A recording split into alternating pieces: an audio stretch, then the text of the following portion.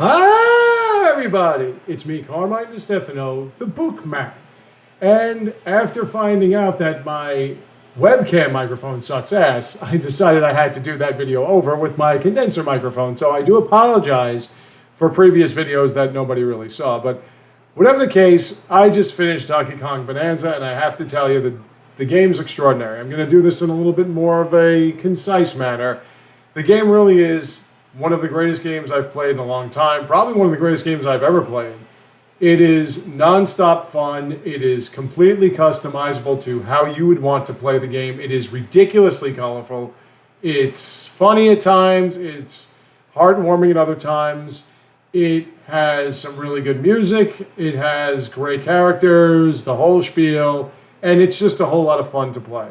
It runs very smoothly despite what's going on and how elaborate the scenery is. I mean, look at it. Look what you're doing. I was amazed by how Nintendo was able to change up the different terrain and the effects and everything. And you feel really rewarded when you rip up some rock or concrete or punch through gold or whatever, and you just see how it all falls around you, it all explodes, it all collapses, it all breaks.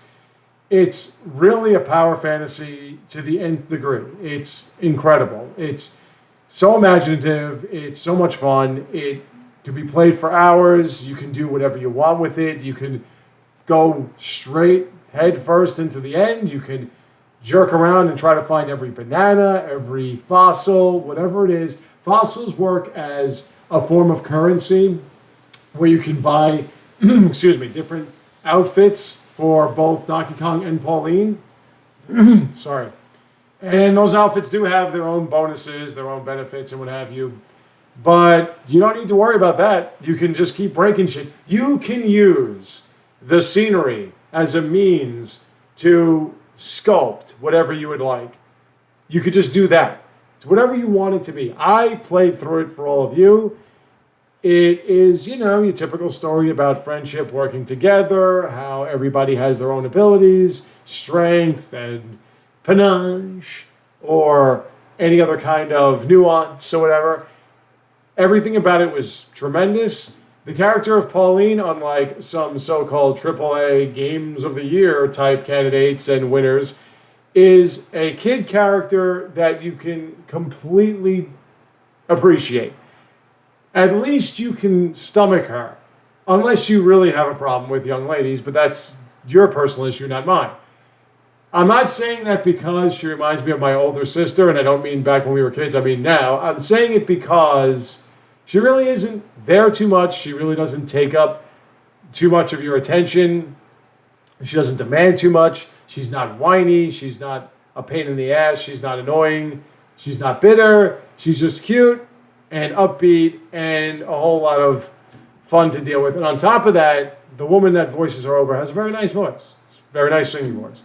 So ultimately, you can forget she's even there, or you can pay full attention to her and get a chuckle, especially, as I said, if you are a father of a daughter or you have sisters, younger sisters, older sisters.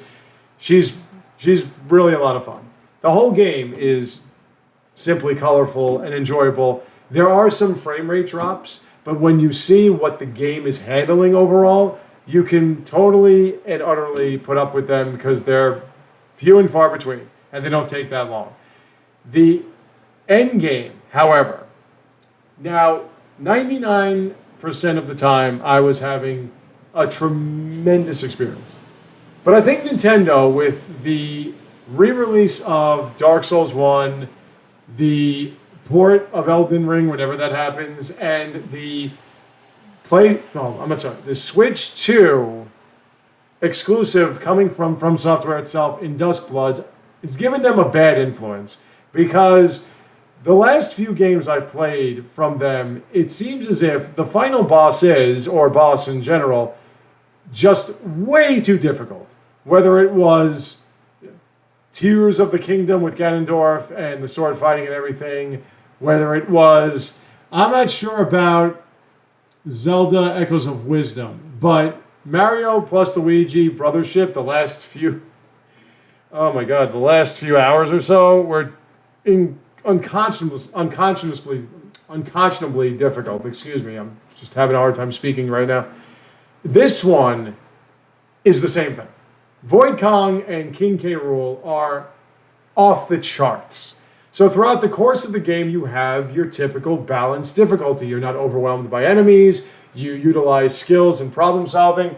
You can go completely all in with your bonanzas, or you can ignore them, whatever. Sometimes you'll need them.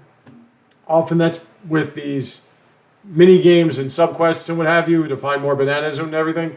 But for the most part, you could go without them. It's up to you. Not completely. You're going to need them one way or another sooner or later.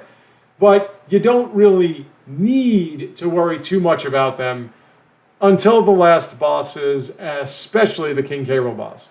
They'll give you unlimited banana. Really, the Void Kong boss, the last Void Kong boss, you can't even use them. So there goes that idea. But the King K. Rool one is wrapped around your necessitation towards those bonanzas, and man, is it fucking difficult. I had gone from just giggling and having a grand old time and even saying that the difficulty wasn't the most extraordinary I've ever seen to screaming and yelling like a lunatic, and just at some point or another, not thinking I was going to get through this thing. But eventually you do. You feel like you've accomplished your goal of being the ultimate power fantasy hero, and you get what you want. You get to go back to the surface, you get your bananas. Now, I'm not sure if that's the good ending per se. I know it's not the 103% ending, but it's still an ending. It's an ending. So it's really just a great experience. If you don't play the game, cool, whatever. You don't have a Switch 2 yet, or you're not going to get one because you insist that your portable Steam Deck is so much better, even though it's not anywhere near as cost effective and isn't as good and what have you, and it's not a hybrid that plays as both. Or you insist that getting screwed over by Microsoft or Sony with their inferior hardware is so much better. That's your issue, and you're cool, whatever, with that. If that makes you happy, I'm just as happy as you are. But if you do have a Switch 2, if you're planning on getting one, you definitely got to take a look at this game. Watch my Let's Play on CD Bookman Gaming if you can find it, or anybody else's, and you'll be hooked immediately. I thank you all for watching. I have more for you soon to come, so stay tuned, take care, and have a great day.